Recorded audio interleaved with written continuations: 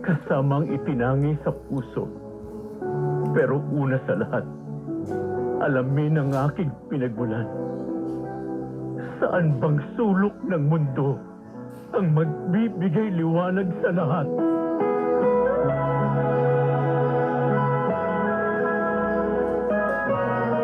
Steven, isang taong waring pinagmalupitan ng kapalaran. Pinagkaitan ng pagmamahal at walang masulungan. Steven, hanggang kailan mo isisigaw ang mga katagang saan bang sulok ng mundo ang magbibigay liwanag sa lahat? Dito pa rin sa ating dulang mga ginintuang kasaysayan. Mga buwan ng tapos na kwento na inyong aabangan na punong-puno ng pakikipagsapalaran, pakikipagtunggali para makamit lamang ang pinakamimithing adhikain. Marating ang rurok ng tagumpay sa pamamagitan ng mga ginintuang kasaysayan. Alamin ang mga maiinit na isyung pambayan, mga balitang kailangan mong malaman, usapin sa pamahalaan, politika, ekonomiya at kabuhayan. Ito ang mga dapat mong malaman, pakialaman at pag-uusapan dahil kayo ang tinig ng mamamayan dito sa Damdaming Bayan. Live sa DZRH Radio, DZRH TV at DZRH Digital. Kasama sinalakay, Deo Macalma at Elaine Apit. Araw-araw, Lunes hanggang Biyernes. Damdaming Bayan. Mga balitang binabantayan.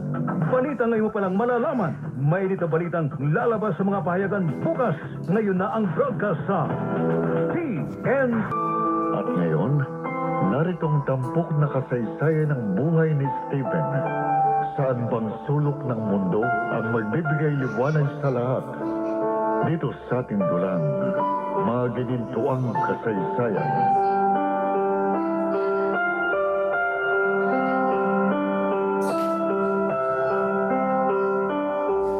Ang Johnson na yun, gusto talaga niyang ipahamak si Steven. Pinuntahan pa niya sa kwarto ang anak ko para lang sulsulan. Masama talagang ugali ng anak ni Fernando. Malayong malayo sa ugali niya. Hindi niya dapat makumbinsi si Steven. Alam ko, gusto lang niyang masira si Steven kay Fernando. Pero hindi ka magtatagumpay sa balak mo, Johnson. Kahit may sakit ako, puprotektahan ko ang aking anak. Kakausapin ko si Steven.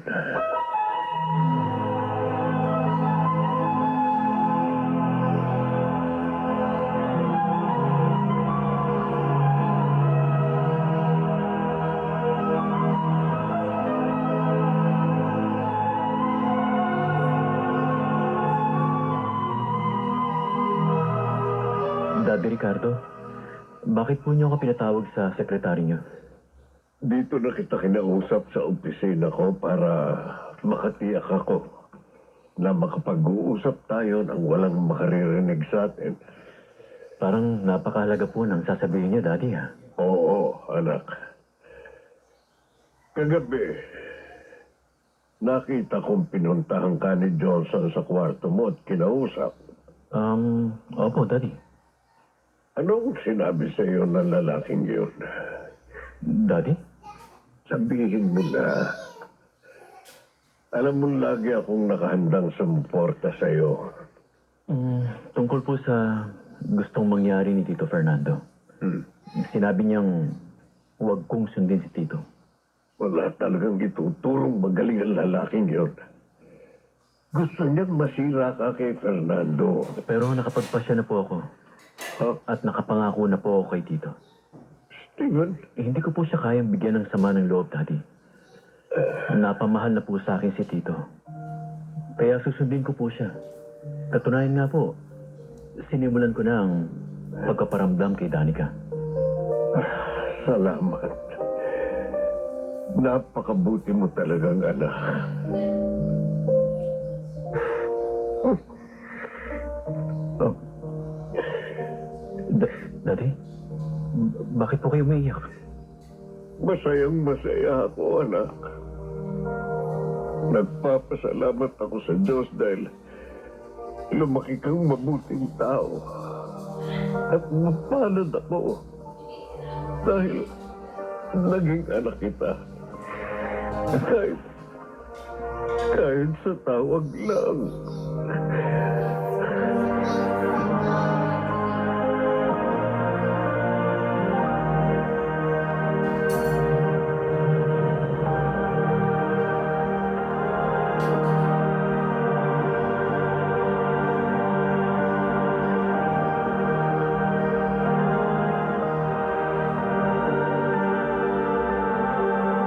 Oh, you mean?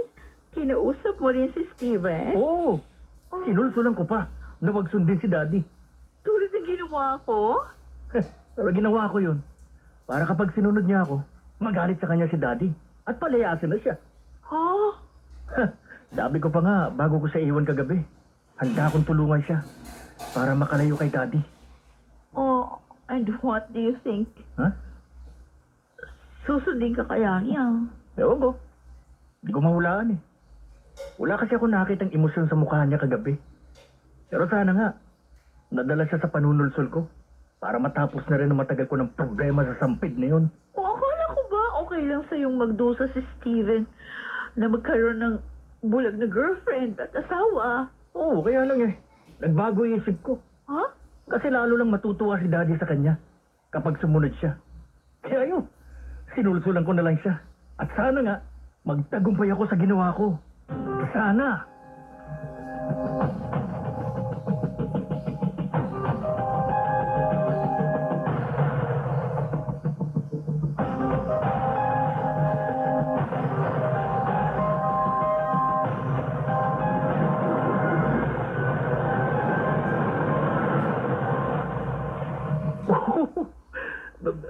Sa akin po ang magandang kotse ito, Tito Ernesto.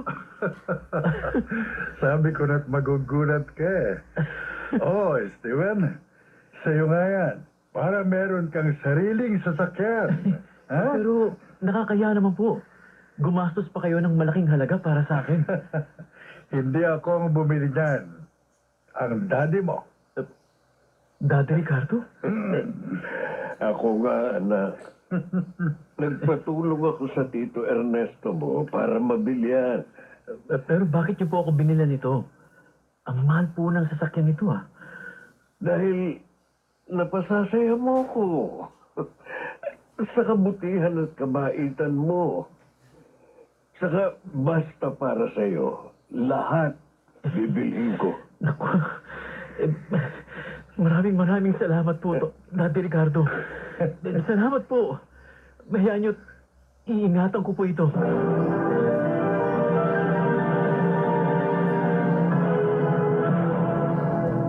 Immune.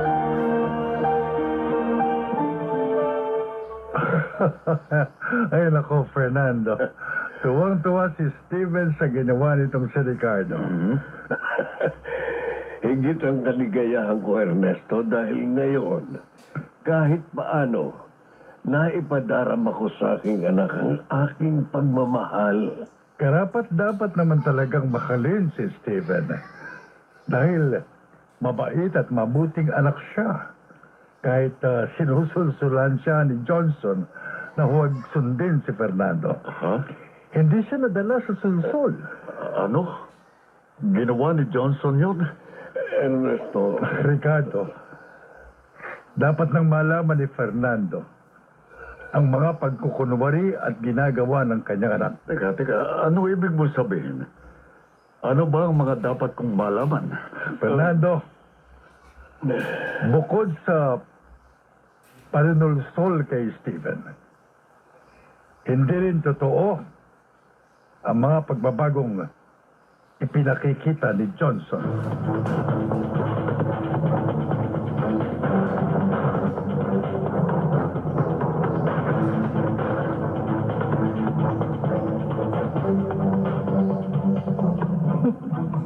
Napakasipsip talaga ng Stevie na yun. Nauto niya si Tito Ricardo. naibili siya ng mamahaling kotse. Samantalang, hindi pa naibili ni Daddy ng ganun kamahal na sasakyan. Sip-sip talagang lintik niya yun. Sip-sip talaga. Pinag-shopping pa siya ni Tito Ricardo kanina. Bakit pag gano'n na lang kaganang loob ni Tito sa sampid na yun? Bakit? Bakit? Walang hiya ka talaga, Steven. Hindi lang si Daddy ang hinuhutusan mo, kundi pati na rin si Tito Ricardo.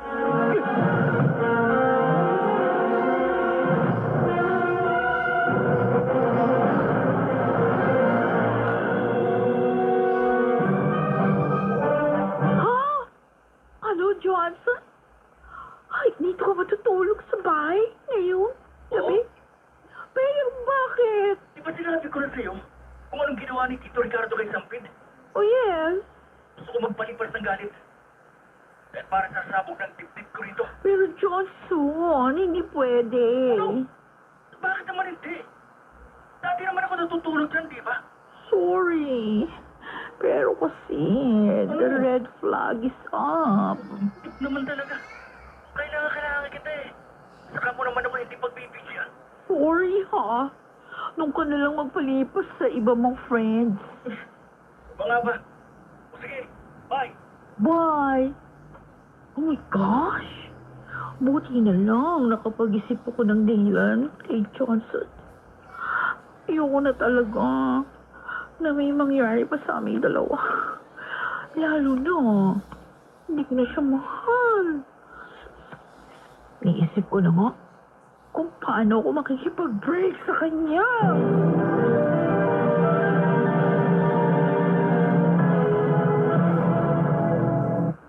Mga pinakamaiinit na balita at usapin sa talakayin ng walang halong pagbalik kasama sina Karen Oyong at Henry Uri sa Balansyado mula Lunes hanggang Biyernes. Makinig maigi dahil baka nasa area mo ngayon ang swerte. Pwede ka magpadikit ng DZRH sticker at pwede ka ring manalo ng 1,000 pesos sa DZRH Mas Malakas ang Dikit Stickering Promo. Alamin na ang location ng ating roaming team.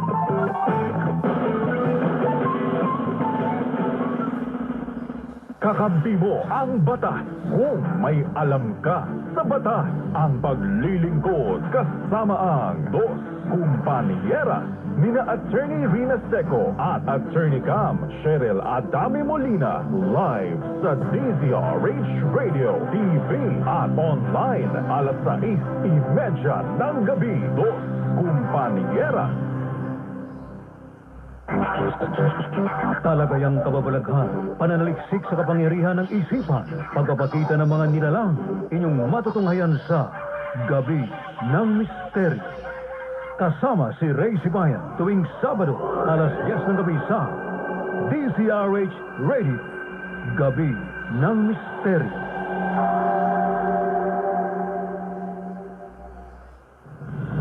Tuloy-tuloy ang pagtulong, tuloy-tuloy ang pagseserbisyo, at tuloy-tuloy ang balitaan kasama si May Binauhan sa Operation Tulong mula Lunes hanggang Biyernes. Eto na ang mga pagbabago na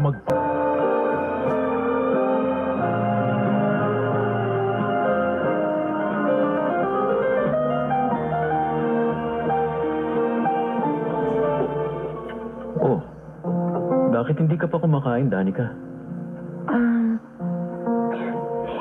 Nahihiya na talaga kasi ako sa'yo, Steven eh.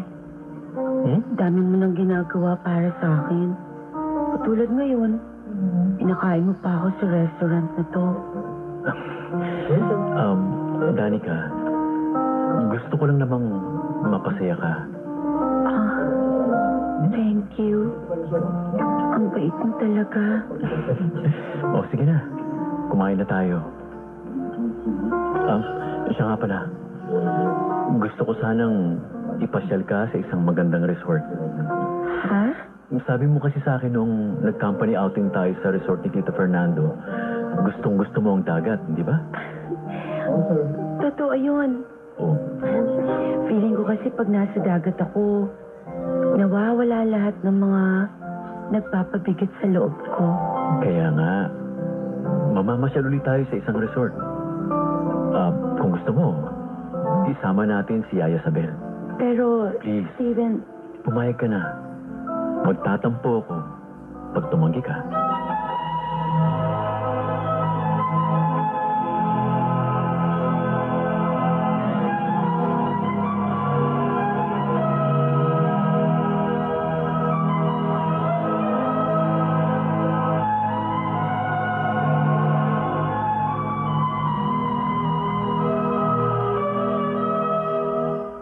totoo, Yaya. Ipapasyal tayo ni Steven. Kaya pala kilig na kilig ka. Yaya. Pero syempre naman po. Kasi makakasama ko na naman siya. Tapos, alam niyo ba, sabi niya, isama kita. Oh? O, diba? Ang bait niya talaga. Ay, oo nga. Mukha naman talagang mabaitan binatang yun. Kaya nga, Yaya, lalo pa siya napapamahal sa akin eh. Ay, sana nga. Ay, mahalin ka rin niya. Napakapalad mo pag nagkataon.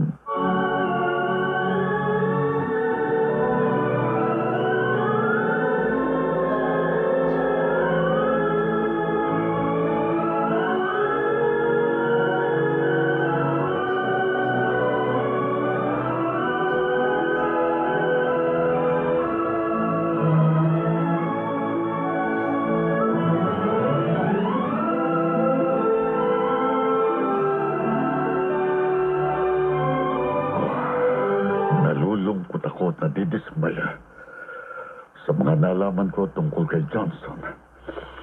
Akala ko pa naman talagang nagbago na siya. Hindi pa rin pala. Oh, anak. Kailan ka ba magpapakatino? Matanda na ako. At ayokong maiwan ka sa ganyang kalagayan.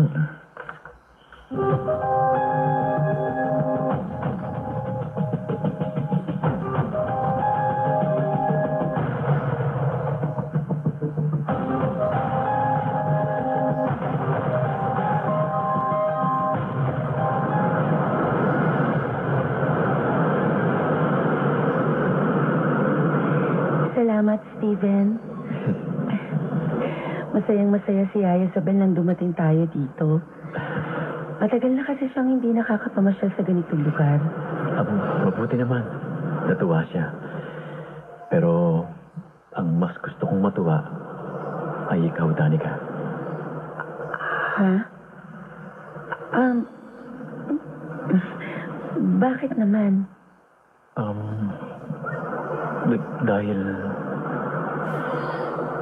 Dahil mahal kita, Danica.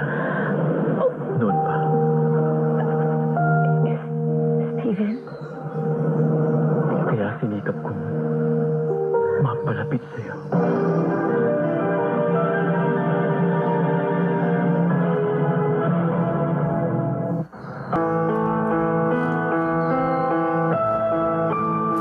Maniwala nga kaya si Danica kay Steven. Ano naman ang ibubunga ng pangyayaring ito sa mga tauhan sa kwento? Mga nagsiganap, Rosana Villegas,